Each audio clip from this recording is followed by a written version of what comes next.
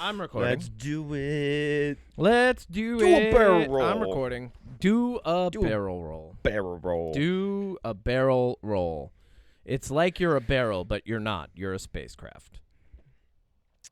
Kevin. Odie. Kevin. Odie.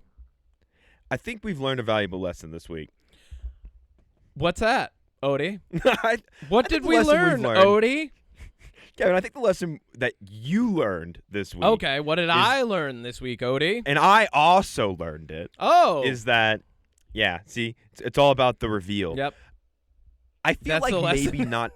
It's all about the reveal. Maybe not every major blockbuster with like $150 million price tag and a star-studded cast needs to be watched and talked about. I think the lesson we learned here is that it doesn't matter how much money you have if you're just doing a soulless corporate cash grab wrapped up into a multi-reference, a poly-reference vehicle that just tries to rope people in with absolutely no substance, but all just a sheer fucking a deluge of flashy video game related information.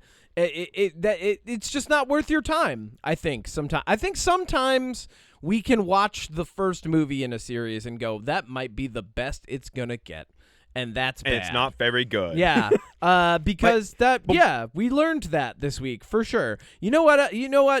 Listen, man, we're living in a country that functions like a casino and an MLM at the same time. We shouldn't be surprised at the lack of substantive and quality founded content.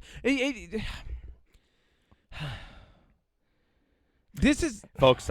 I knew this would get him. The pendulous thread of reality is consistently being tugged at by Western cultural forces. Let me put it: the pendulous thread of reality, insofar as the current zeitgeist, if there even is a soul to be spoken of in Western culture, exists, is already completely frayed. Like, the emperor has no clothes, like, this is I'm breaking under the weight of like just the sheer unreality of things. Like, you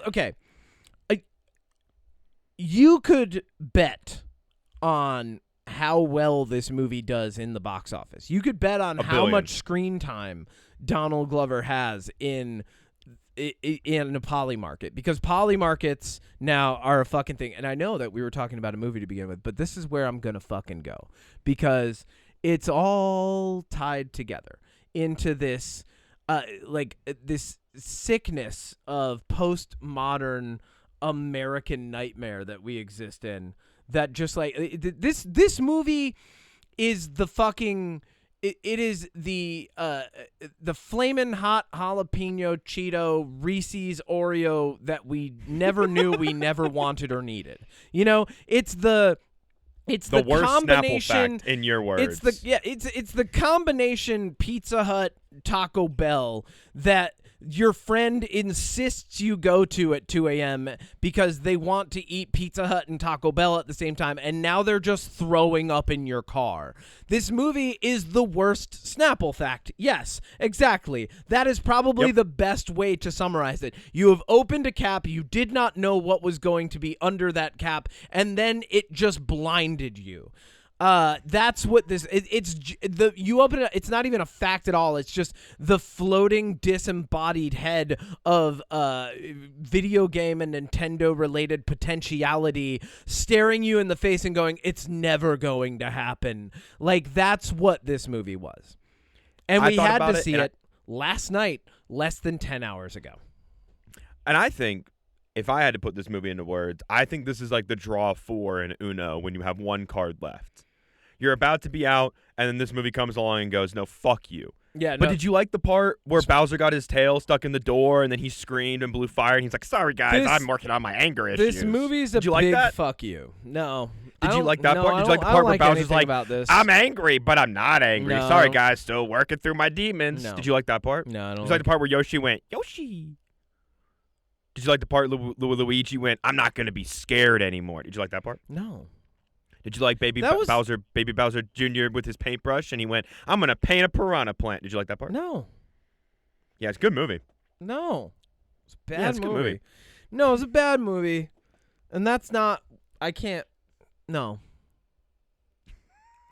But we have to talk about it because I can't wait to talk about it. Because in this spurious apocalyptic nightmare that we exist and inhabit, we thank everybody every week for weathering the absurdness of existence with us, because that's what it is. It's absurd. But within this, pocket dimension of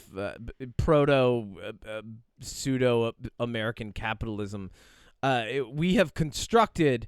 You know who I sound like? I sound like Dan Harmon. Toward the end of the Harmontown podcast. Like, he was 500 episodes in and started talking like this. We're only 140 and I'm talking losing like your this. mind. I'm losing my mind. Kevin, the good news. At least we're documenting it.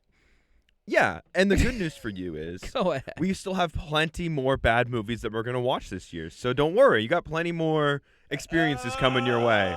This is a prison. This is a prison, and the worst part is this. You know what this is? This is my own little digital cask of Amontillado, and I have barricaded us both inside. That's a classic literature reference for you guys. I bet nobody got that one, but I've boarded ourselves up in here with the wine, and it's you and me, and the last brick has gone into place, and that brick is the fucking Mario Galaxy movie. Let's just start the podcast. Okay. I gotta say.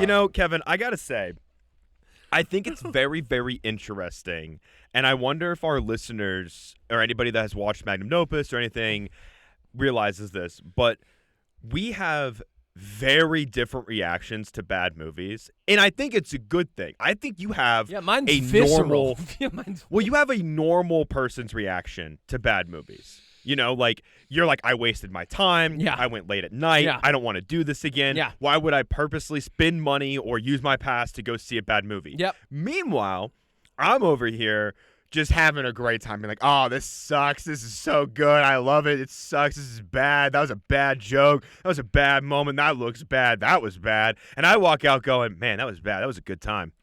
Because I like to ride the wave as it crashes, Kevin. I think for me, it's an insult to my time when someone says, I've made this thing and it's of a $150 million quality, and I have all of this background of stuff to pull from, and I have all of these talented people, and then you watch it and it's like the living version of the Aristocrats joke. Do you know that joke? It's a fucking disgusting joke. That's what this was. They're like, hey, you want Mario? Yeah, no, it's going to be the most heinous joke you've ever seen. And then I walk out and I'm like, why did you waste my time with that? Why was there no substance? Why was there no soul? You know, that's let's just fucking clap. Let's fucking clap. I already did the theme music. I screamed into the void. We're going to do some more of that over the course of the next hour. And you know what, Odie? Sometimes a movie's bad, and I do enjoy watching it, right? Yeah. Anaconda was not a good movie. The Anaconda was not a good movie. I enjoyed watching that movie, right? Yeah. Because there was some substance to it. But like Ice Cube showed up. Well, the movie was in on the joke with us. This movie was absolutely bad, but pretending it wasn't. So, okay. I have one major thought about this movie that we'll get to. Are you ready to clap? We'll clap first. Okay. Yeah, I'm ready to clap. 3, 2, 1. On time every time. Welcome back to another episode of the... What? What did you say? I was asking, can I do the intro? Okay. Welcome back to another episode of the UnPop podcast. I am your host, Odie Matthews, the chef cooking up delicious content, even if sometimes it stays on the grill a little bit too long and gets burned, because that's the Mario movie for you, they, he. And with me, as always, is my bodacious, luscious, wonderful co-host. Off in a lifesaver, a lifesaver floaty off the side of the ship this week, sort of floating and just staring at the horizon. I am Kevin Miner, your Capitan, derelict in his duty. Him. Who's steering the ship, Kevin? Nobody! It's Yoshi. It's Yoshi. No! It's not. It's not. It's a cardboard cutout. Nobody was steering that ship, and that's why it was the way it was. Oh. It's a cardboard cutout of Donald Glover as Lando just sitting at the captain's helm. I just would a cardboard like cutout. that more than what I saw last night. Oh, my God. Well, before we talk about the big movie of the week that we both love. Big movie. I think you hated it more than me, which is really funny. I hate this movie. I'm going to say, before we even get there, worst movie of the year for me so far. So far. And we've seen some bad movies. I think Mercy is worse. Nope. I disagree. And the only Mercy reason is because had Rebecca Ferguson. But see, the Mario movie had that great Fox sequence that's going to live in my head for a while. So that puts doesn't it just a notch make above. a good movie. Well, neither does Rebecca Ferguson. Yes, it does. Yeah, She's very talented. Well, She's very I have good news for you, Kevin. fine. You saw. Oh, it's I'm news sorry. time? Is it It's news time? It's news time, baby. Fine. Yeah, baby. It's the UnPop News coming at you fresh and hot from the command deck of the SS Marlon Brando. Let's see what this week had in store. Go And ahead. we're going to start with some good news. Okay. To get you in the right headspace. You know what? Hold on. Here we go. All right. Okay. Yeah, here we go. Okay, I'm ready for good news. Hit me. Okay. Good news. Yep. Hit me with the good news. You saw Scream 7, right? Why is this the beginning of the good news? It's going somewhere. Okay. Did you see? You saw all? Did you see the whole movie, or did you walk out? No, we like halfway walked through? out. We walked out. I was 'Cause it on was a that date. good? I was on a second date, and we were in a theater, and a guy, obviously drunk, sat not far from us and fell asleep. A bunch of high schoolers were just like joking. They were probably high, and like I'm not gonna fault them for that. I was that kid at one point. So like whatever, you know. And then we were just in the back like, this movie's bad, and nobody in this theater cares about this movie. Let's leave, and we left. And how far into it? And you can just go full spoilers for Scream 7. Did you get to the reveal about how Stu is deep faked and it's not really Matthew Lillard? No. Okay, well, Stu is deep faked and it's not really Matthew Great. Lillard. So So Matthew Scream- Lillard's gonna really be back for the next one. Well, speaking of the next one, Scream 7 broke records for the Scream franchise with opening day and overall. And so I thought you'd be happy to know that Scream 8 is officially being written right now by the Zuckerman sisters. You said this was good Yeah. news. This is not good news. Well, because the Zuckerman sisters most recently served as the showrunners for the hit Peacock series Poker Face. I have no idea what that is. And they've also worked on Agents of S.H.I.E.L.D. I do know And what that Suits. was, and that was of middling quality. So I thought you'd be excited that Scream 8's happening. No. Move on. No? Keep going. You're not happy about that? No. But I wrote down that you'd be happy about that. You were wrong. You set an I said Scream unrealistic 7 news. expectation. Kevin's going to leap for joy. You didn't leap. Nope. Kevin. I'm not gonna either. Keep going. What about if I told you that Ryan Coogler is going to serve as an executive producer for an Animorphs TV show for Disney Plus? Okay, I like that. Got him, guys. Okay, that's nice. So, yeah, we are. Did you ever read or watch the Animorphs show? I 'Cause know watched that the I show. got some of the books from the book fair as a kid. I think like 2 of them. Yeah. I was not a book fair baller as a kid. Surprise, surprise. Me either. But I've very often, I'd walk away with a couple interesting erasers, maybe an Animorphs book, that was about my book fair experience. But I did read. I read the one. I think, isn't there a girl who turns into a cheetah? I think I read that one. You could insert. Is there a girl that turns into a blank and a boy that turns into a blank? And you'd probably. There's one where a boy turns into like a hawk or an eagle. I do know. Yep, that one. I didn't retain those as much as I retained like Goosebumps. Like, okay, so at the time, Animorphs was like reaching like peak height popularity, where like people were really reading them in my school. I had discovered Goosebumps Choose Your Own Scare books, and that was like a whole year of hyperfixation for me, was just finding all of if I couldn't remember the right choices to get to the place that I wanted, I would mark the page and then work my way backward through the story to figure out how it got. Anyway, Animorphs. Well, so yeah, Ryan Coogler, who, I mean, I would say we're fans of his, right? Like, on the whole. I like everything except the third act in all of his films. I mean, I think Fruitville Station is good. I think Black Panther 1 is fun. I like never everything saw except 2. all the third acts. Sinners, I like Sinners through and through.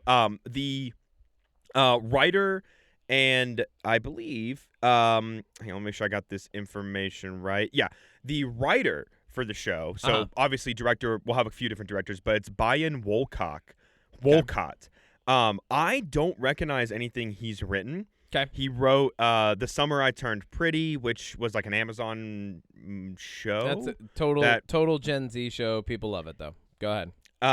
He also wrote this one called The Testaments, which is a Hulu show. Yep. It's a sequel to The Handmaid's Tale. Yep. Golly, I can't speak today. Spinoff. So here's the thing, and I think that this is something that you and I don't talk about enough on this podcast. What's the thing? We mention a lot about how, this new movie's coming out, and instead of casting like a little bit more of unknown actors to play these roles, we're just going for star power, right? Like, we've talked about how like it happened with the reboot, like Star Wars, the sequel series. Like, at the time, it got a lot of unknowns. Like, John Boyega was a little unknown. Mm-hmm. Daisy Ridley was a little unknown. It did it with Star Wars, with Hayden Christensen. It's done it with Marvel before. Yeah. But one thing that I think we don't do enough in Hollywood is cast lesser-known writers, directors, and even producers to an extent. So to find a couple people that are working on Animorphs and they don't have a lot of like huge credits to their name, I kind of like. You're talking about Ryan Coogler and the person who wrote The Summer I Turned Pretty, which has 2 very successful seasons on Amazon? You're saying they're lesser known? I'm saying You're saying Ryan Coogler, who just won an Oscar, No, is I'm not saying Ryan known? Coogler. I'm not saying Ryan What are Coogler. you talking about here? I'm saying that Brian Wolcott is. So this would be Brian Wolcott's second, or I would say like as far as bigger shows goes, this would be their sophomore attempt at a big show. I'm saying that this isn't like, and I can't remember off the top of my head, but we talked about this recently, and I should have had this example more readily prepared, and I apologize. There was a show we recently talked about, and like the showrunner was like just so, like, I feel like a lot of shows and movies that we've seen, it's like, it's that writer from this thing that everybody knows. I like seeing being like, this guy hasn't written as much. This guy hasn't done as much or as many heavy hitters. Like The Summer I Turned Pretty, yes, is it popular with 2 seasons? Sure. But like, how many people in your life have seen that show? I don't know anybody that's seen that show. Yeah. So that's what I mean. Like, I'm not saying like brand spanking new off the press, like this guy hasn't done anything. I don't know. Animorphs, I think, is something that I like the idea of a little bit more of a fresh take from the writing perspective. Obviously, Ryan Coogler is the producer, and his wife is also going to be the producer. But I think that's a good team. A little bit more veteran with somebody that's a little bit more sophomore. I like that. I'm cool with that. I honestly, like, I haven't heard horrible things about the writing for The Summer I Turned Pretty. I've seen a couple episodes. I remember Chloe was watching it back when it first came out, and I remember like sitting down and being like, "Oh, this isn't horrible," which is like, for me, when it comes to like a show that I have absolutely no relation to. Like, you know, like there was nothing going on where I was like, oh yeah, this is intriguing to me as an older man. It's about a girl who turns pretty one summer, and then all of the drama that unfolds when that happens, you know? So like, there was nothing to pull me into the show, but I wasn't hating it. So like, that's good. Also, this is going to be a kid's show. So like, cool, you know?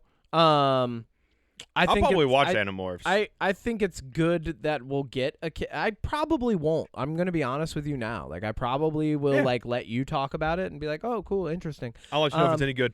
I'll probably watch someone talk about it on YouTube. Like, that's maybe I'll be that someone. Maybe you will be. What else you got for me? Backrooms. Famous game about endless hallways. Isn't it it's a game? I don't know. Is Backrooms? We are not the right people to talk about Backrooms. No idea. I missed that craze. Here, I'm gonna look it up. We got a movie trailer. Yeah. For it. Is it but let's find out. I think it's about a game guy. Okay, so the Backrooms, we watched the trailer for this. It's about a guy, a man, and he discovers the Backrooms. But it's not like your Adam Sandler Bed Bath and Beyond stuff. It's creepy and they're empty. This to me feels a lot like someone doing urban exploring. You know, like it feels like urban exploring turned into psychological horror. In that like it's a seemingly liminal and transformable space. Okay, so you want to know where the Backrooms originated? Yeah, go ahead. Started in 2019 on 4chan when somebody posted a hobby town that was under renovation, and it looks just like the Backrooms in the stuff, and then it was turned into a game and now into a movie. So it just started as a photo on 4chan. It's kind of like Slender Man when that started as like a creative writing competition, and then it became two kids murdering somebody in the woods. In real life, which is super awesome. Backrooms trailer. This looks good. This looks like this is my kind of horror right here. Suspenseful. It plays into phobias. Like, looks like we're going to get a claustrophobic kind of scene. That's one of the things. There's a couple. I've seen some clips from the Backrooms games where it's like water with stuff underneath it, and like that's a phobia of mine, like deep dark water you can't see the bottom of. So this looks really fun. I'm actually kind of excited for this. I'm interested. It's playing into the psychological horror element. It's definitely more of the investigative, exploratory question. I think the only thing that might potentially ruin that is if you get like a hard answer to things. Like once you start trying to establish like the pseudoscience of that universe, it's like, well, this is the reason the Backrooms exist, you know, or like if you don't really absolutely, because that's like once people try to start doing that, you have to absolutely stick the fucking landing, and if you don't, people are gonna walk away going, well, you know, it wasn't as good as it could have been. So like I hope they keep a lot of mystery about it. But I'm definitely looking forward to the ambiance and suspense that the trailer has provided. Yeah, I also think like with the Backrooms movie, I have a feeling it's gonna do the thing that movies like this always do, where in the end you think they get out, but they really didn't, or they die at the end. Yeah, like I feel like I kind of agree with you. Like you can't give too many answers. But I also don't want just them to die at the end, or it ends with them being trapped there. Like, I don't know how you end a movie, obviously, like this. Like, there's a few ways you could do it. I'm not a writer. But I think in honor of your Ryan Coogler comment about third act, I think that this one's going to really have to stick the third act in order to make it, like, overall compelling. Not just the third act, but, like, literally the ending. Like, the ending. Like, okay, so you could do it. So the best example I have of ending a movie like this is one of the original like psychological sci-fi thrillers back in the day that I remember watching was Cube. And at the end of Cube, Cube doesn't like, I would say Cube, like it ends with a guy leaving the fucking cube. And where is he? Oh, you don't know exactly where he is, but he's out of the cube, right? And that's all we needed. We didn't need anything else. The follow-up to that, Hypercube, that came out, right? Cube 2, Hypercube, it's a government think tank. And like, and I remember even as like a kid being like, Oh, that's not as interesting as No. the guy just going out into the fucking desert somewhere. You know, like Yeah. the lack of answers, but also the completion of the task and, following the set of rules that had been laid out. Like the laws of this universe were followed, but then you get a question at the end, a brand new question. I thought that was provocative enough to be a good ending.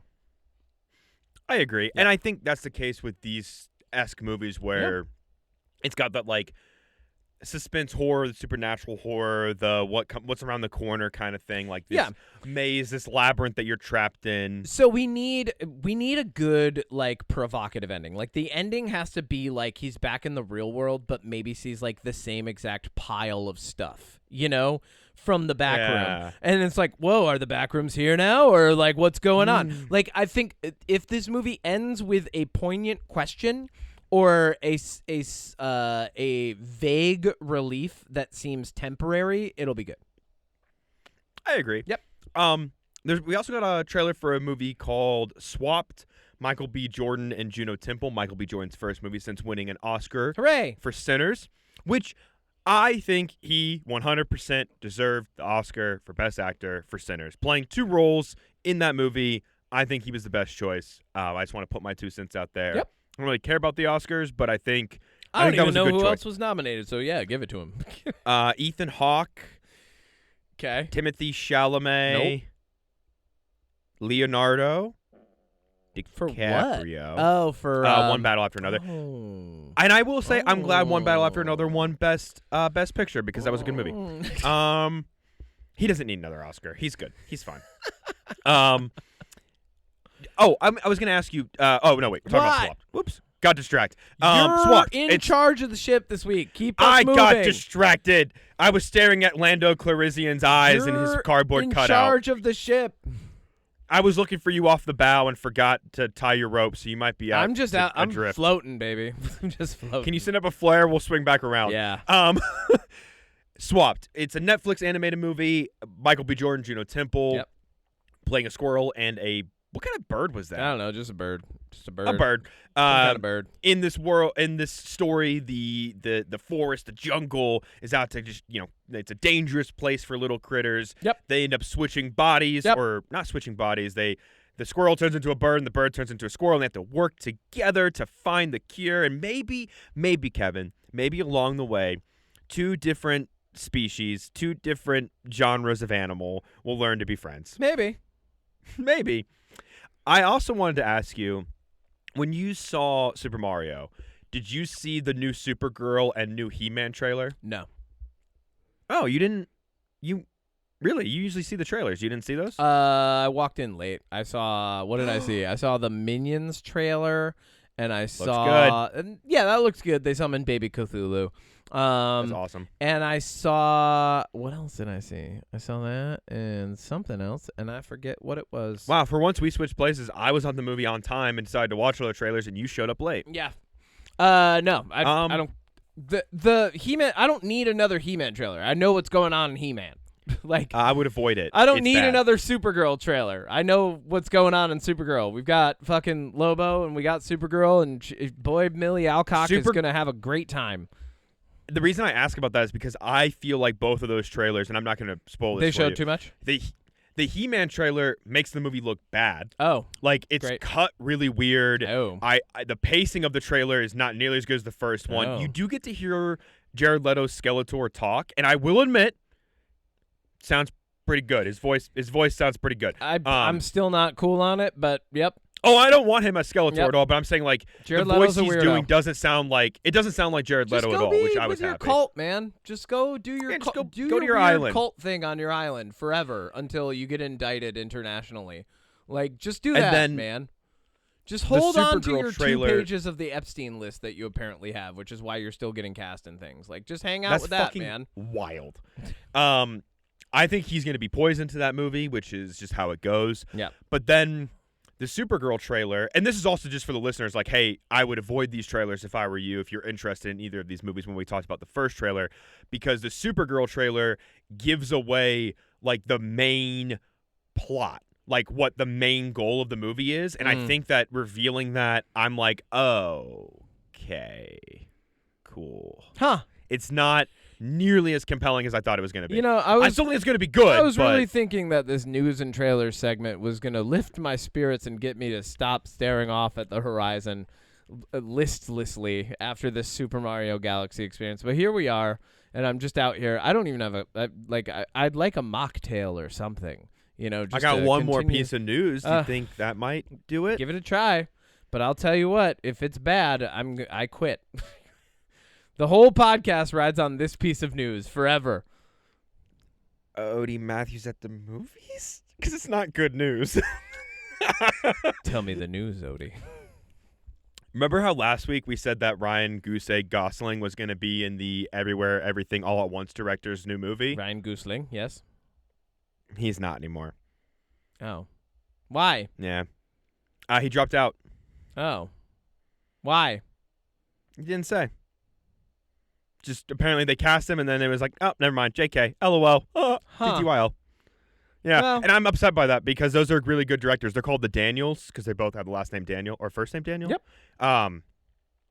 Yeah, look, not a great week for news. Nope. Not a great week for trailers. Absurd existence. Not a great week for big movie. But I do have this to tell you, Kevin. I feel like people just like like culturally, I feel like people just want hype so much. Like they want hype, right? And like the content creator culture that we exist within has created this space wherein even if you're talking about like failure or bad things, you're kind of generating like this false hype around it, right? Like this is the great false hype of the early to mid 21st century here is like that's the culture that we're in. And so like trailers and stuff just keep coming out. Like the hype never ends anymore. Like it's just like you're never getting off. There's don't worry about like going outside and just doing normal shit or being bored for a minute. Like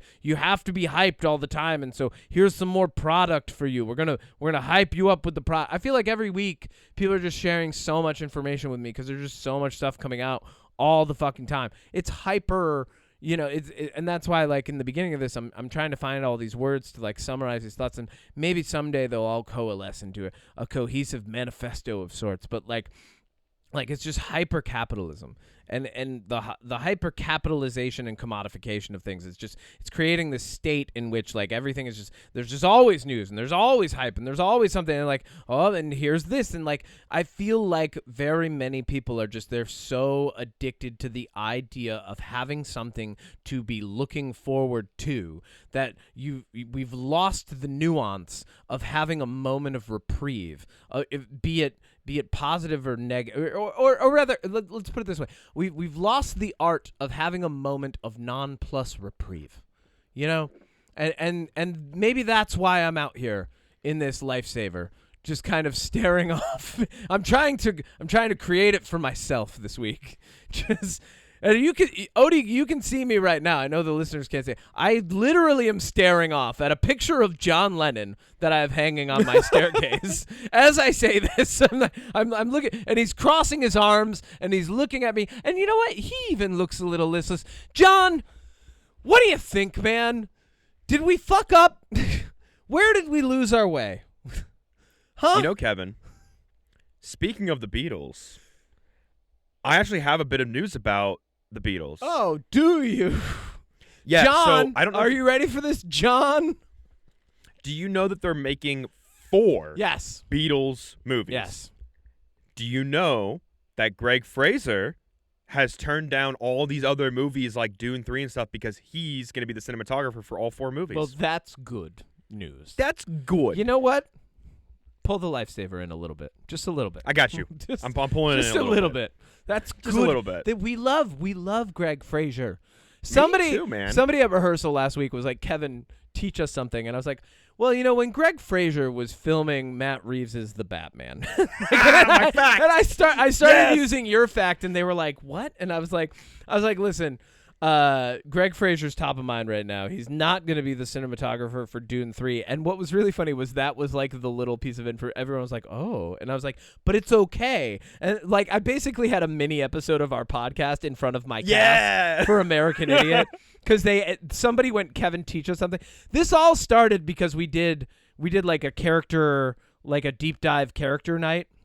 And like the creative team was asking us questions, like the actors in the show, and it all started because like they were asking like provocative questions, like James Lipton style questions, and everybody was like really thinking about it and kind of like giving whatever answer they had. I was ready, like I was loaded with answers for this thing already. Like they were like, what's your least favorite word? I was like, grapefruit. And people are like, what? And I was like, well, you know, in every other culture you have pompelmo, pamplemousse, and then we just have grapefruit. And like I'm like explaining it. They were like, what's your favorite word? And everyone's like, oh. And I'm like, juggernaut. And they're like, what the fuck, Kevin? And like, so now everyone in my cast has learned that I'm a linguist, and I get hyper fixated on a thing a week. That'll pop up in our jam this week. So they're like, every once in a while, like one of the cast members would just be like, teach us something, Kevin. I'm just like, that's awesome. It's great. Let's do Odie Matthews at the movies and get the. I have to go play a show today with my drummer and my boys. My boys and Your I. band. We're gonna go be on the side of a mountain, and we're gonna go play a song or 2 hours worth for a bunch of people, and everyone's gonna go, that was great. And then we're gonna go home and feel really nice about ourselves, and then it's fucking Easter tomorrow. But you know what I'm gonna do for Easter, Odie, is I'm gonna diss a fucking pier. I'm going to fall off the face of the planet, and I'm going to make sure I'm off book for both of the productions that I'm in, and that's it. So let's talk about Mario so I can get to that. I want to get there. I want to be in my life, in a metaphor within my own life, floating listlessly in an ocean. Let's go there. Okay. I'll come with you. Odie Matthews at the movies. I'm jumping off the boat. Okay. Let's get no one's on the boat anymore. Let's Odie Matthews at the movies. Hit it, Lando. Odie Matthews at the movies. Okay, Odie, I think it's very obvious from the intro and the multiple times we've already started talking about it. We saw a movie yesterday, kind of. A movie for sure. We saw a movie yesterday that bled into today, and we're not far displaced from it. But we don't need to be, because there's not a lot to digest about this film. We saw Super Mario Galaxy last night. And, you know, it's the worst movie of the year for me. Odie, garbage, bad, fun, good or great? Sometimes we see a movie, and I think about it a lot over the next couple of days. And it's a good thing. And then sometimes I see a movie, and I can't stop thinking about it, and all I wish with every fiber of my being is that I could stop thinking about it. Because this movie is actually great, Kevin. I've been lying to you the whole time. I think the plot makes a lot of sense. I think that the reveals are set up really nicely. I think that the motivation of Bowser Jr. is actually like really compelling. I think the father stuff is really good. I think Mario's personal journey is really good. I think Chris Pratt finally nails the Mario voice for the first time. I think all the side characters get more play. I think that it still looks really good. And I think that overall, it's just a really good movie, Kevin. Are you done? Am I done? Are you done pretending now? Kevin, are you done pretending? Thank you. Thank you. Thank you. Okay, yes, this is garbage. Certified garbage. Why did you make this film this way? Nintendo, you fucked up. Yeah, everything is bad about this movie. The only thing I think we both agreed on is Star Fox, which is not a spoiler. We both enjoyed Star Fox. Look, here's the thing. We always put the lens on that this is a kid film. I wouldn't want to show this film to a kid. No. I honestly think this film is just, it's vomit. It's fucking Nintendo vomit. You know? It actually, like, it has soured my thoughts on future Nintendo engagement. You know? Like even fucking Legend of Zelda shit. Like, this is that bad. They took the idea of Super Mario Galaxy, and they took some of the gags and memes from the first. This movie's a meme. This movie's like a meme-a-palooza and a memification. And it started out pretty strong. Like, I liked where it started with Brie Larson's Rosalina. She's telling a bedtime story. The stars are interested in it. Giant robot shows up. She's fighting it. And then it, like, literally from the tail end of that scene, it just goes downhill because it doesn't feel like it's telling a story. It feels like it's going, and then this, and then this, and then this, and then this, and then this, and then this, and then this. You know, like that's all this movie felt like, was like it was just going, and then. I recently watched the first one this week. Okay. And which was fine. That movie's fine. It's bad. It's not garbage. It's bad. I think it's fine. Like I honestly, it told a story. You know, kind of. This one doesn't. I feel like the first one had this issue, and it was something that I was really hoping, and I knew the sequel would do it anyways. But the first one is literally, how do we get Mario to the next thing from the game? We got to get him to the pipe so he's in the Mushroom Kingdom. We got to get him to the Peach so he can do the Mario platforming course. Okay, well now he's got a race, so we need to get him to Mario Kart. Well, we'll have Donkey Kong be Mario Kart. Well, he's got to fight Donkey Kong first, so we'll have him do that because that's from the games. And then it's on the Rainbow Road. Okay, well from the Rainbow Road, how do we get him to fight Bowser? Oh, well he's got King Bomb Bomb is there.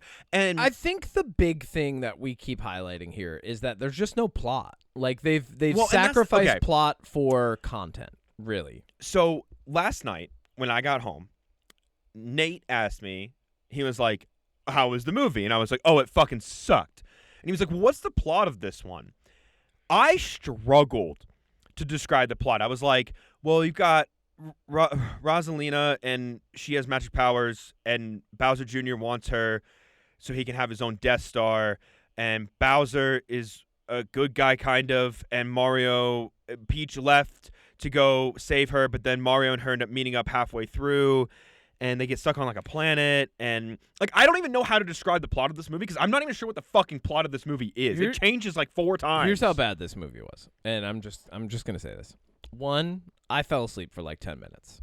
Straight up. Oh. Like, I lost 10 minutes of this film. Yeah, no, like, I was out. Like, you're lucky then. Yeah. Lucky you. 2, when I woke back up from that, I was like, I could leave now. I was like, I could walk out of this theater right fucking now. And then I remembered I had more snacks and an Olipop that I had purchased at Target to bring into the theater with me. And I was like, actually, I'll just snack on these and continue watching. I wasn't even high or anything. I was just like, this is so boring and lame.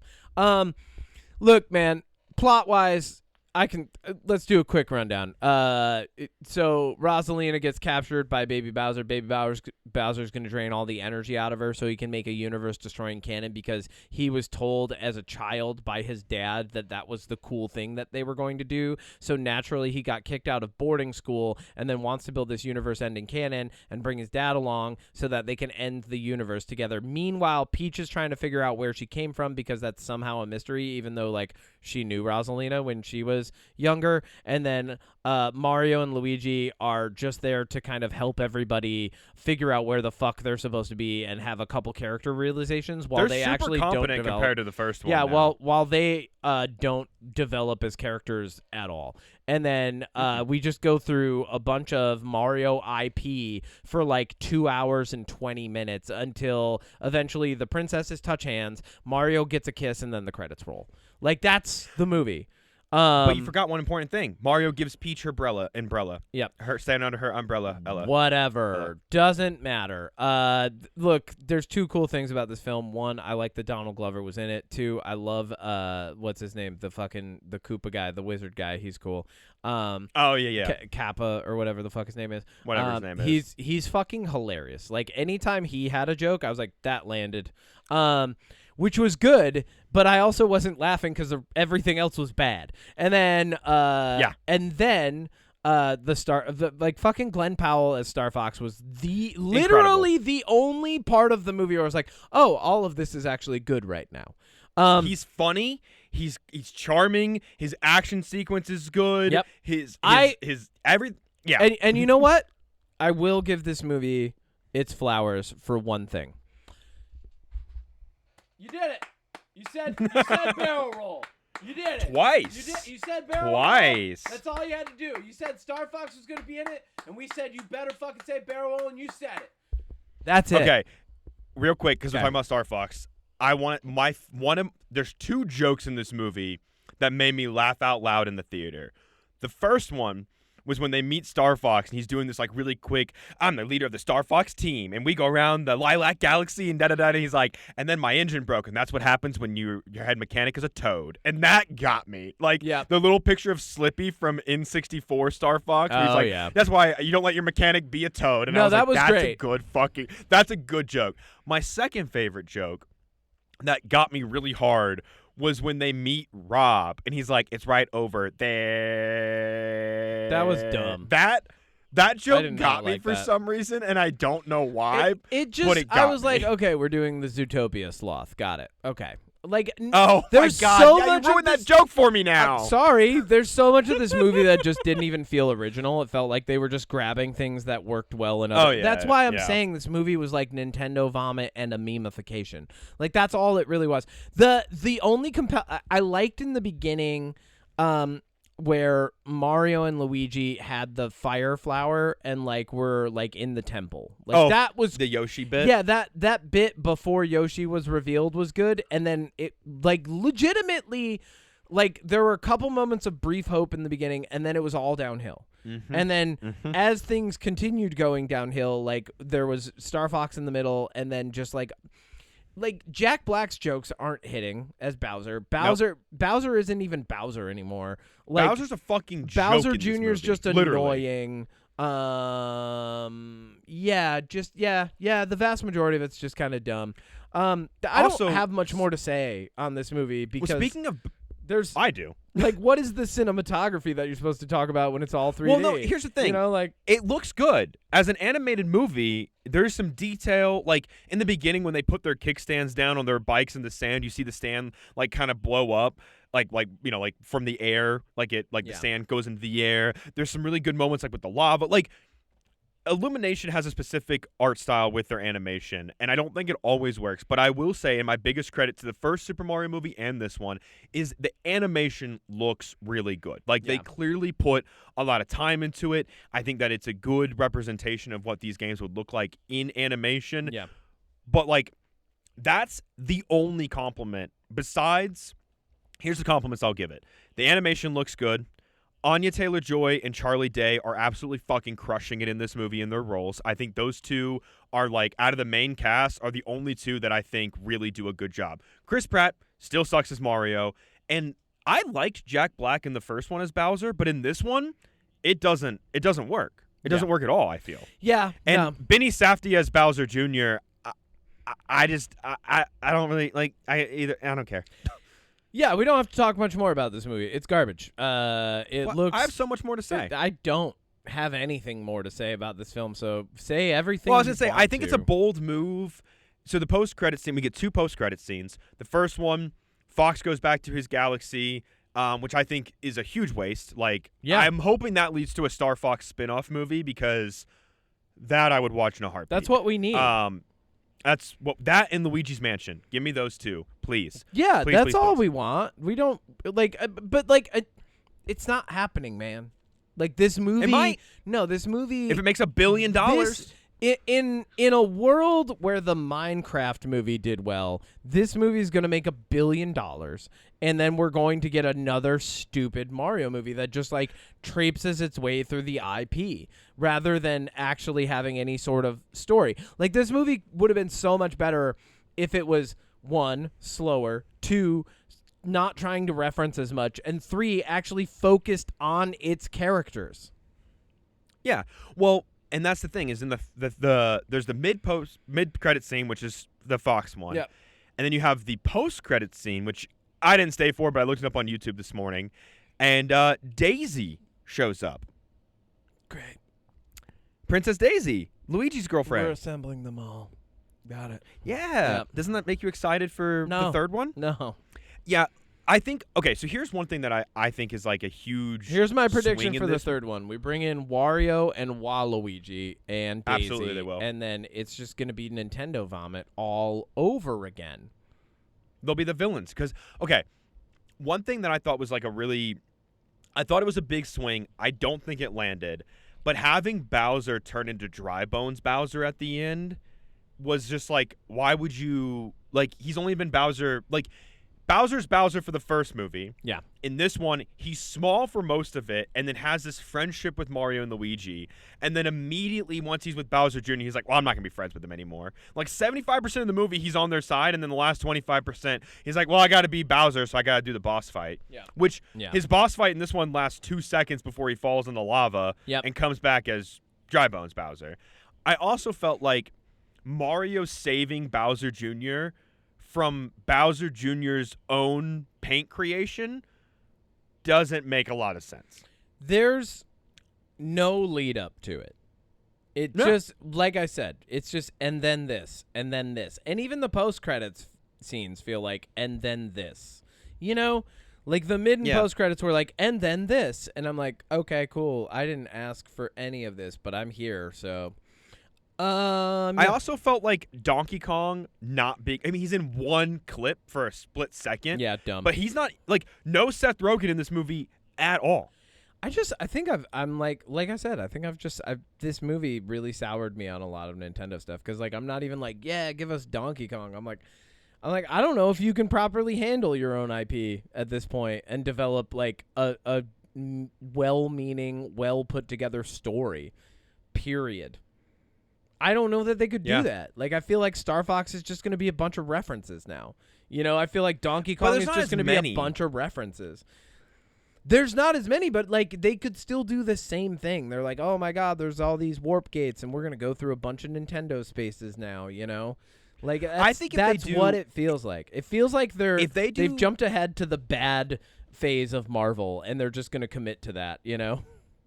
I think if they do Star Fox movie, they should really base it around Star Fox 64's plot. 100%. Where he's following in his dad's footsteps. You've got the villain who killed his dad. Yeah. They go to different planets that have different atmospheres to fight different things, do a couple ground battles. But with Star Fox, you got to keep that shit in the ships. Yeah. Like, I want it to be aerial starfighter combat. That's what it's supposed to be.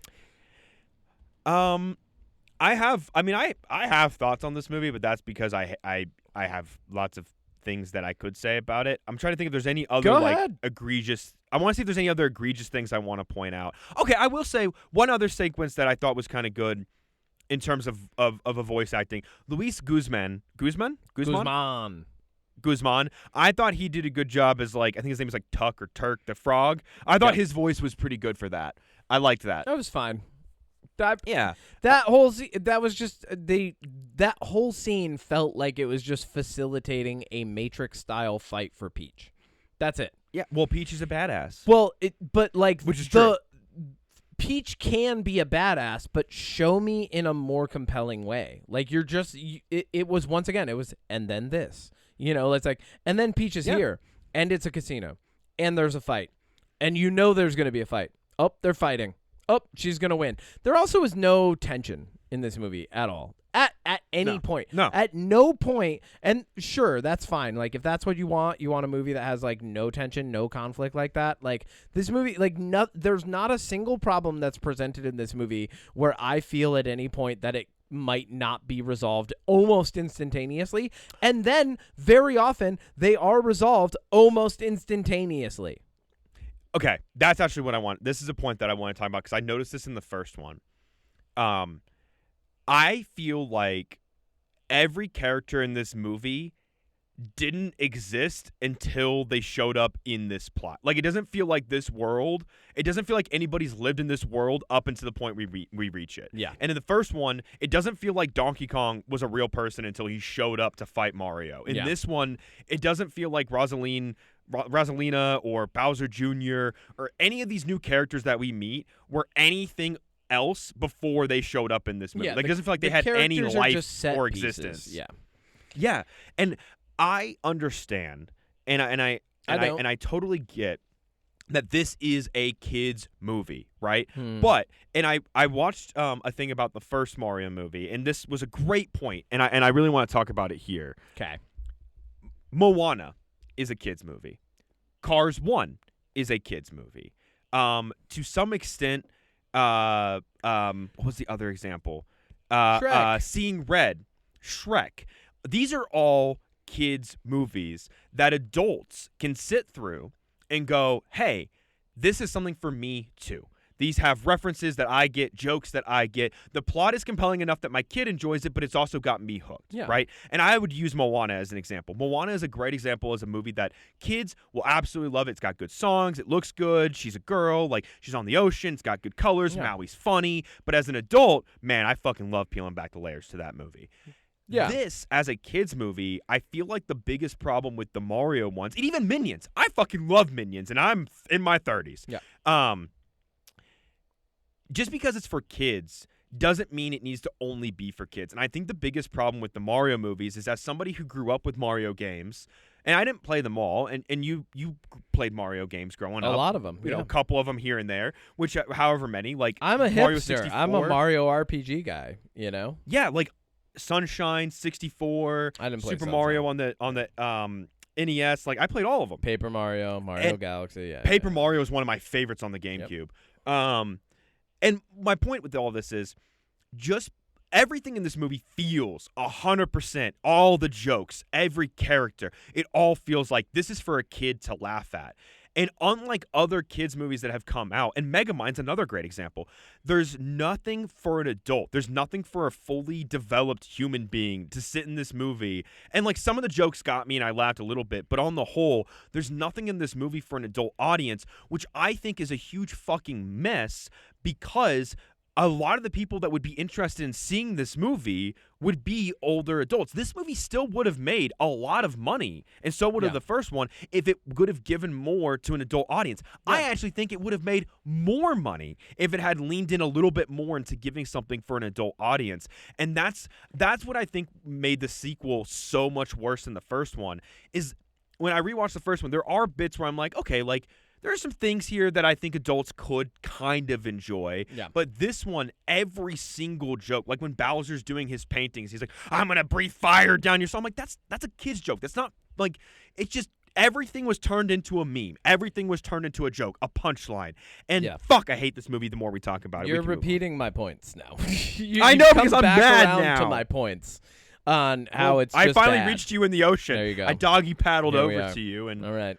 Did you bring cocktails? We're sharing a life preserver. Mocktails? Did you bring something? I did. It's watered down and very salty from the ocean. Love it. I'll sip that. Yeah, I've got nothing else to say about this movie. This is the worst movie of the year. Thank you. Hey, no, you're right. The more I think now. about it, like, hey, Mercy at least had some stuff. We're here but now. Like this, it's the worst movie of the year, particularly because there's no excuse for it. You are Nintendo. You are a giant fucking entertainment company. There's no reason for you to not hire and acquire the best talent to write the best story. As much as I'd hate to reference it, Barbie did an infinitely better job than any other IP at creating a believable story that doesn't only root itself within the idea of plastic doll. You know, this idea really, like, this movie just goes, hey, Mario IP, bleh, and like literally just throws it out at you for like 2 hours and 20 minutes until at the end you're like, what was that about again? Were they supposed to touch hands, but through the glass was okay? And then Mario gets a kiss. Okay. On the Got cheek. it. You know, it's funny. You can tell how bad this movie is because you said 2 hours and 20 minutes. This movie's an hour and a half. You added an extra hour to this movie. That's how bad it was. So long. It did. Yeah. I don't have anything else. Good. You're right. It's bad. It's terrible. Good. What a waste. What a waste of a waste of a waste. Yeah, it's a waste of money. It's a waste of time. It's a waste of talent. It's a bad movie. Period. End of statement from me on that one. Yeah. Do better with Star garbage. Fox. That's all I gotta say. Do better. Do better with Star Fox. And here's the thing. There is a world, and maybe this idea got floated. There is a world where, like, Mario is a movie, and then Super Mario Brothers is a movie, and then Mario Kart is a movie. You know, like Mario. Yeah. Like there is a world where each of the IPs gets a movie, you know? But no one even if anyone has pitched this idea, it seems like the corporate side of whatever runs this entertainment leg of Nintendo has gone, no, let's just make all the references people want, which is what Minecraft did. And like these are the two movies that I would point out as video game adaptations. That's all they are reference points. They're an hour and a half to 2 hours of reference points. Not well written, not threaded together, and in no way that creates a fulfilling story.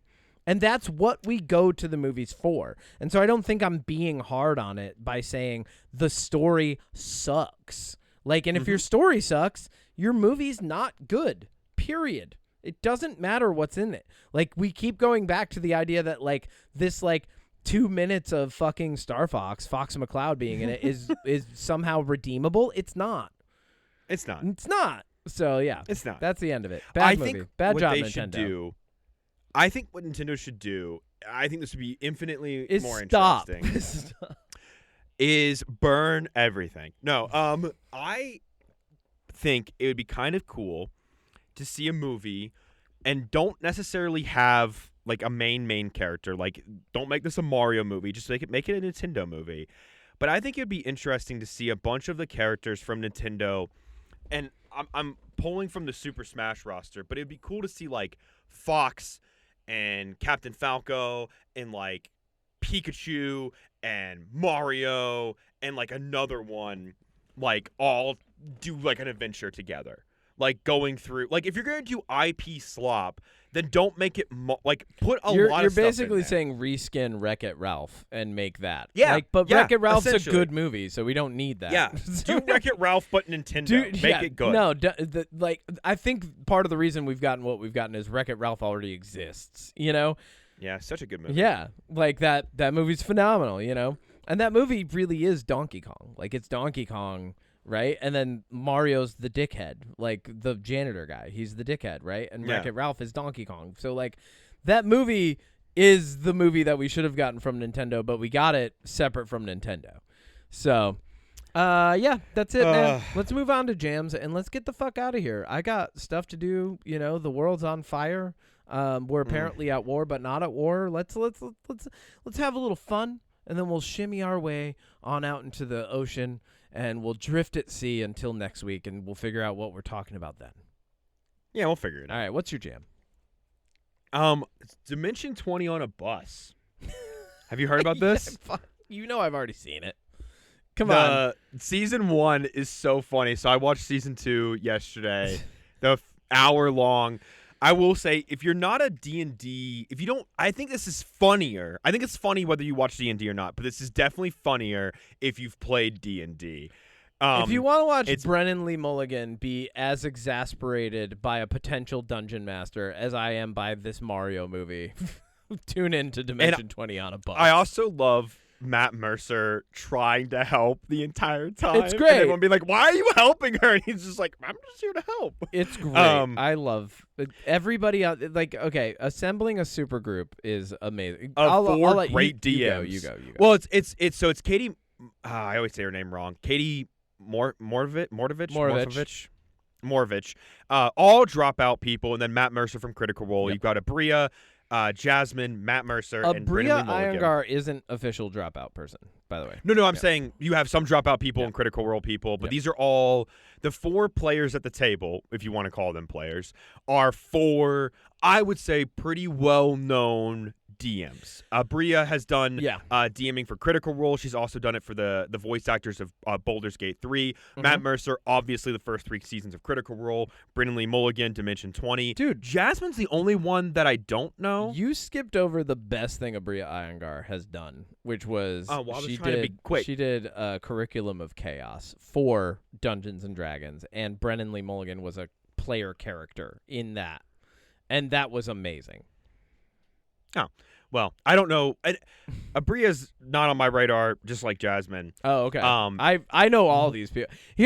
I love this journey because it's really fun. I'm just kind of like sitting here and smiling. I'm like, yes, okay, yes, Odie, you're still on your journey.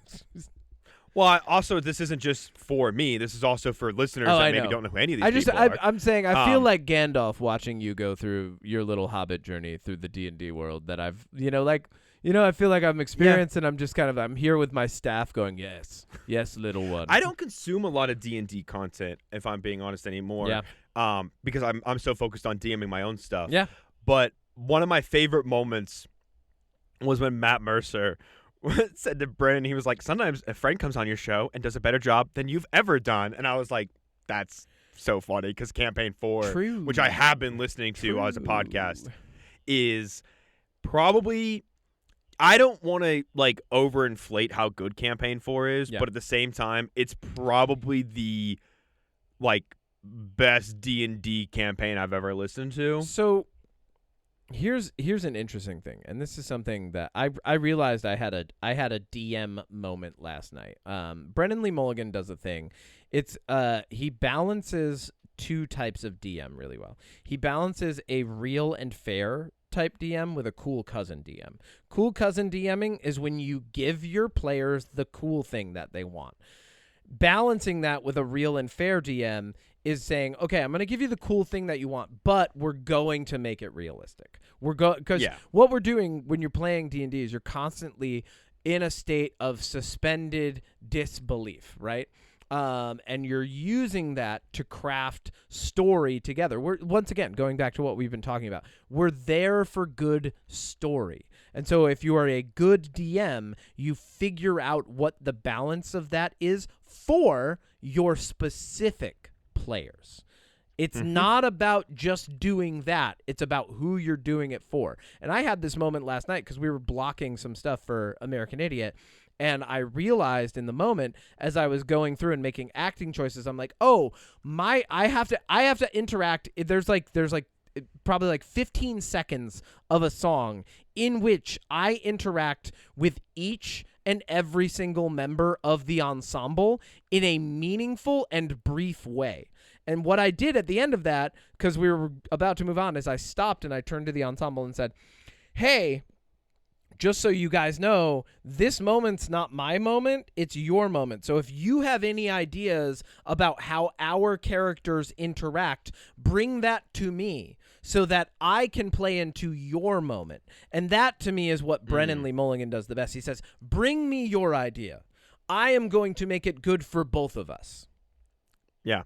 And honestly, studying Brennan and Matt as I ramped up to be a DM, went through my Training Wheels DM campaign where I did a book, the Netherdeep one from Critical Role, and now I'm 2 sessions into my first ever homebrew. Brennan, I've tried to encapsulate that style of DMing with my players, especially with the build. Emulate, yeah, that's a better word. I got Thank you. Appreciate it, linguist. I worked really hard with all 5 of my players for, I'm not joking, about a month leading up, being like, and even one of my players, her name is Megan, she's great. I killed her in session 0. She was giving me all this stuff, and I was like, okay, well, what would your grandpa do in this situation? What would your dad do? Like, really diving into a lot of these characters, because one of the things, and I really love this about D&D, and I think we should do a whole D&D episode one of these days. But we could do that. Yeah. My favorite thing, especially about doing my first homebrew, my main concern when I was writing this world, and this might not be what a DM should really be concerned with, but my main concern and the thing that I put at the front was every character that my players create, I want to make sure that they feel like they're in this world, that they understand this world, they feel a part of this world, they don't feel like a character dropped into a video game with no understanding. I gave them a binder, it has 42 pages worth of stuff for them to reference. Yeah.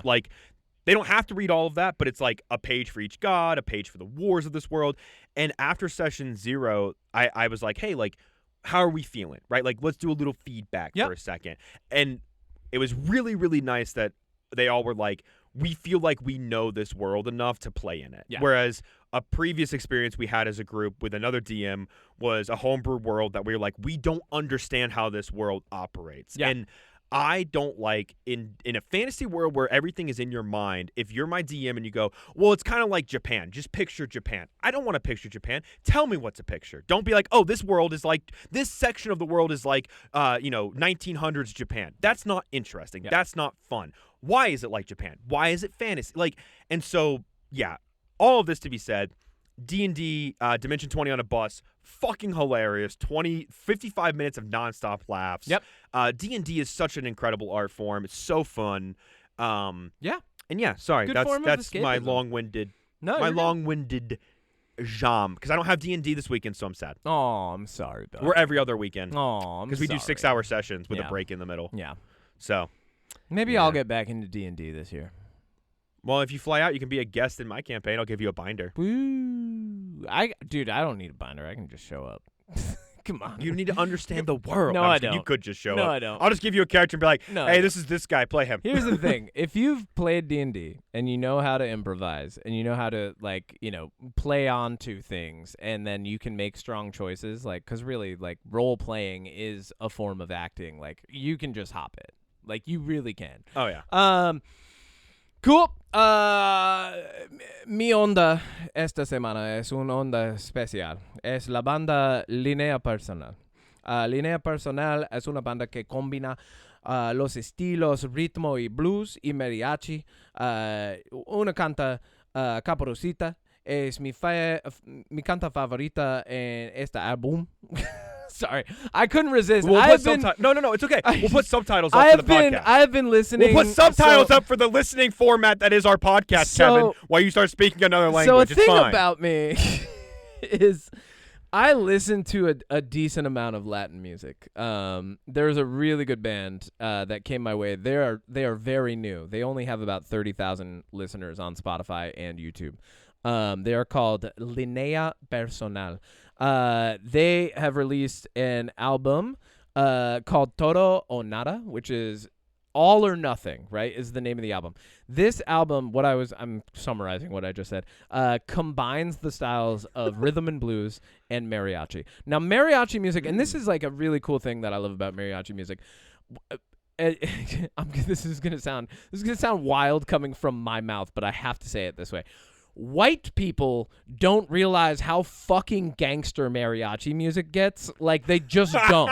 Because they hear the music and they immediately are like, oh yeah, fucking Speedy Gonzales. And I'm like, you don't understand. This guy's singing about murdering another man so he can be with that guy's woman because that guy doesn't appreciate his woman enough. You don't get what this song is about. That guy just said he's trafficking drugs. You don't get it, which is fucking, it's so funny because there's not just a language barrier. There's a subculture barrier there too. But anyway, this band, they're fucking sick and they're definitely young. You can hear it in their voice. But it's very much Latin mariachi style meets rhythm and blues, but like cool rhythm and blues. They're really incorporating these beautiful forms of rhythm and blues from I would say there's a little bit of allusion to some of Bryson Tiller shit and Party Next Door in the early The Weeknd, not Starboy and Beyond The Weeknd. But I've been fucking loving that. And there's this beautiful song at the very beginning of the album called Caperucita, and Caperucita is the term for, it's a slang term for Red Riding Hood, and the whole song is about it starts off and he's talking about having this other chick in his bed, and he's like Caperucita, ya no preguntas para mí. He's like, you don't have questions for me? The fucking thing is good.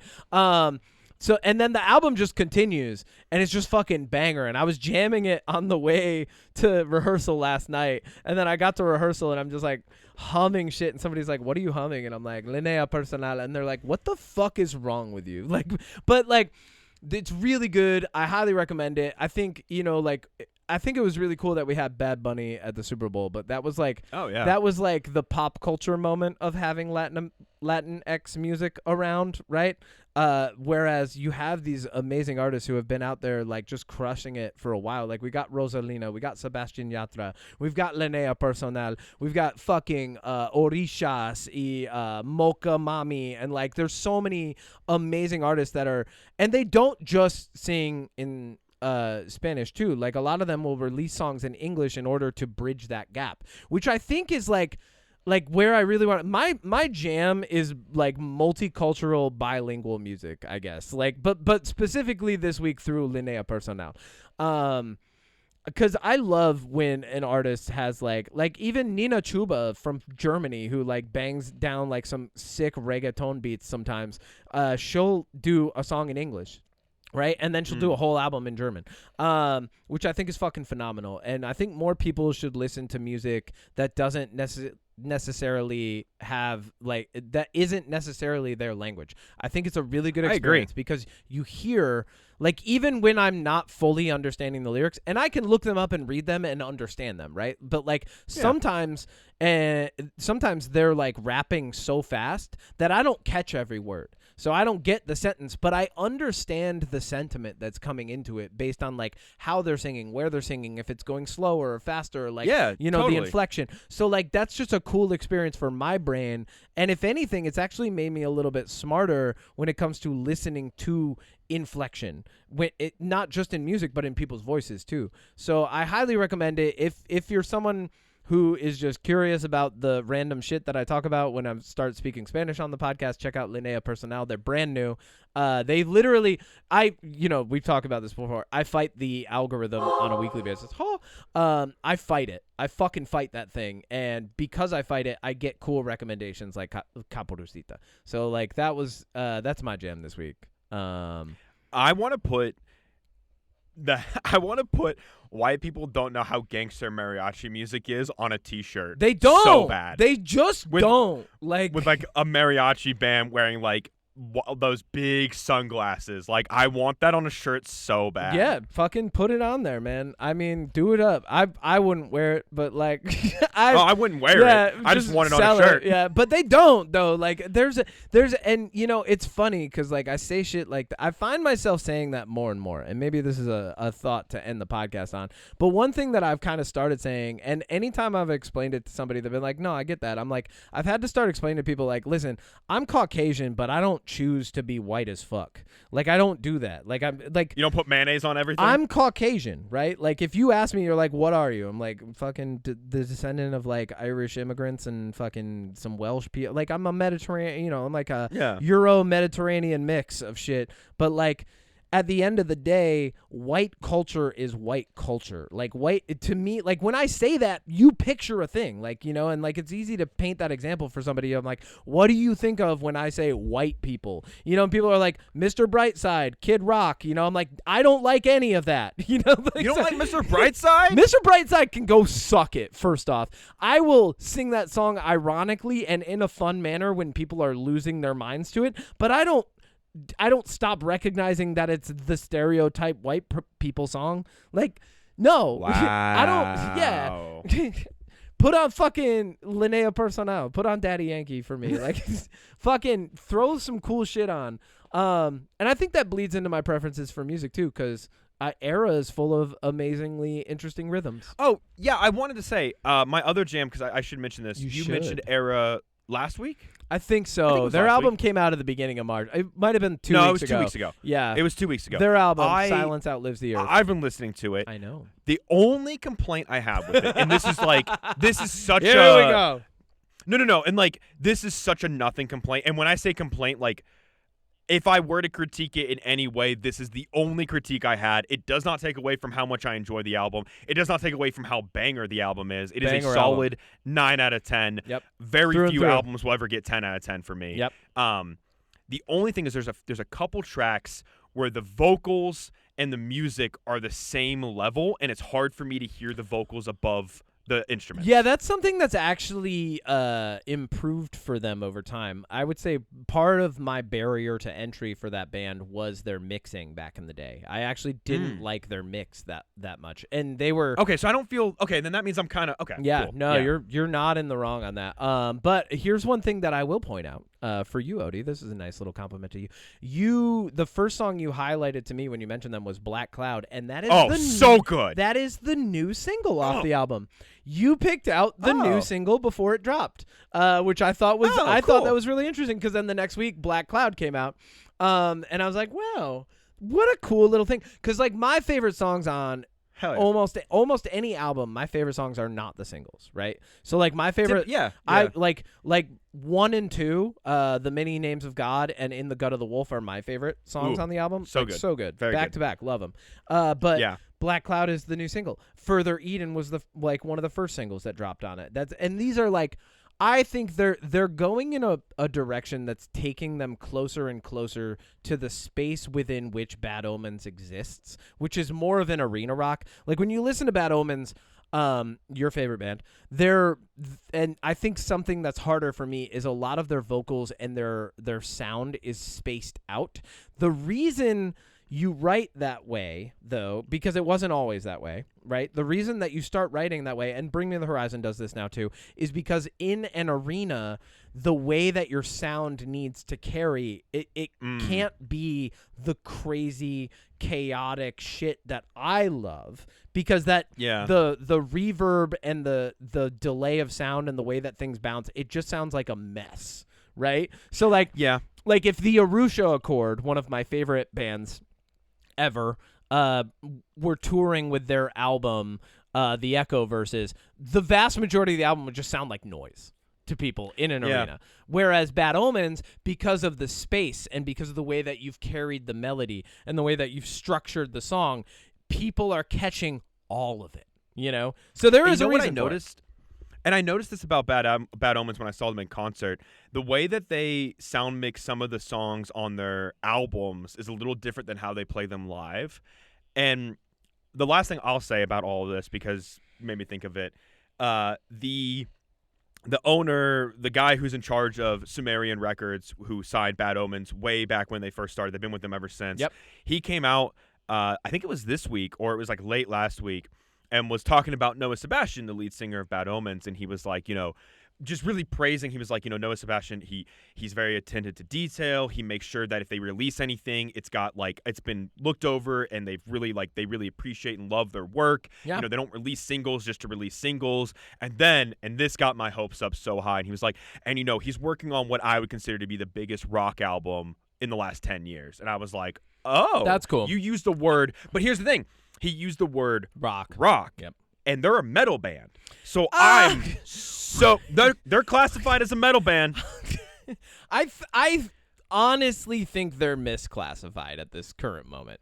I genuinely think the past 2 albums are misclassified. I don't think they've one been a is metal more band techno for a for long sure. time. Yeah. Their OST album is definitely not rock or metal. Bad Omens exists in a space that to me is more arena rock / with like metal influences, right? I don't think like if you put them in a lineup of what I consider metal bands, they are the least metal, right? And so I don't think it's wrong for someone to call them a metal band. They sing, they have breakdowns. I got it. However, that doesn't necessarily mean they are like rooted within the genre. And they do a lot of genre bending too. So well, that's what I was going to say. I agree with you because their first album is metal. Like exactly. that first album is metal. Yep. But that's what I like about Bad Omens so much. Every album, and that's why I know it doesn't really fit our deep dives, but one of these days I'm going to do a deep dive on it because every album, just like Sleep Token, every album I did a Sleep Token deep dive. You can do a Bad Omens deep dive, because each album tells a different story. Yeah. Each album has a different, I don't want to say genre, but there's a different theme. There's a different style to the music. They go from really metal in their origins to now their 4 singles that they released for the Do You Feel Love tour. If you compare that to where they started, by the way, is a fucking masterpiece of a song. If you want to hear a perfectly written song, that song I've heard it a few times now, and so good. And speaking of mixing, whoever produced, mixed and mastered that song alongside Noah Sebastian did one of the most crisp, clear jobs I've ever heard. It's a tiny bit overproduced, but not too much. And especially in today's culture, overproduction is a big problem. It's nothing that I would consider overproduced. But yeah, no. Do You Feel Love is a phenomenal song. So Spectres is really good too. Anyways, I have I'm gonna listened to them about now. By the way, I've actually listened and Yeah. I found a couple songs I like. I'm like, okay. Hell yeah. Yeah. And this is Hit is me. like not an unpopular opinion, Yeah. but it's definitely not the mainstream for Bad Omens fans. Yeah. I think my favorite song from them is Kingdom of Cards from Finding God Before God Finds Me. Cool. It's their second album. It's my favorite album from them by far. Kingdom of Cards is it's not metal, it's not even really rock. I've heard that one. It's so beautifully written. The lyrics are so good. Yep.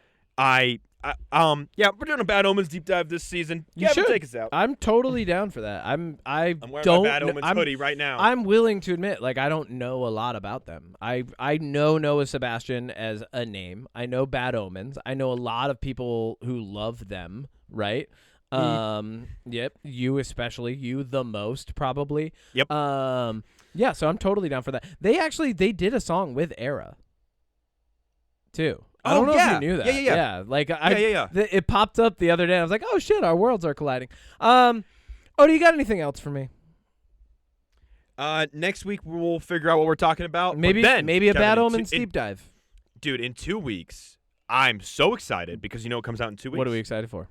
Lee Cronin's The Mommy. I am excited for that. That's going to be a good horror I am film. too. I honestly, I'm very excited for the look and feel of this. Lee Cronin, thank you for making a movie that we're excited about. A lot of horror movies we're excited about this year, huh? A lot of darker horror, more psychological thriller movies. Maybe that has something to say about where we are psychologically at the moment. Speaking of, thank you. I will say everybody. this too. Oh, sorry. No, because I wanted to make sure I was right. I'm sorry. You said that Era did a song with Bad Omens. It is my favorite song from the OST album, Anything More Than Human, which they played live at their in their Do You Feel Love concert. There you go. And that OST album is really good, but that Anything More Than Human is my favorite song off that album. And Era has the lead vocals on it. They do. Okay, so thank you, everybody, for weather. Sorry. Everybody go check out Era. Go check out Bad Omens. Go check out Linnea Personal. Don't check out Super Mario Bros. Don't. Actually, yeah. We should start doing that. Be like, skip this one in theater. Skip it. I don't want to say skip it in theaters. I want to say, like, if you have a pass, go see it. Like, please keep filling up theaters. It'll keep be on Peacock in keep no time. theaters alive, please. Like, because, like, I like going to the theater, but at the same time, like, hold companies to higher standards. Thank you, everybody, for listening to another episode of the UnPop Podcast. Thank you for weathering this absurd existence with us and rolling that Sisyphean boulder up that hill. If you have any questions, comments, concerns about our mental health, subpoenas, or would like us to podcast live at your funeral, I love how I throw subpoenas in every week. Would like us to podcast live at your funeral, please email mysecretpower@gmail.com. Like, it's pretty funny that I throw in subpoenas. Like the law enforcement would be listening to the podcast and be like, "Oh yeah, got him. They said we can bring them now." I'm pretty sure people just give you subpoenas. You don't have to invite them. But nope. Art by FrankAce, music by moi. See you guys next week.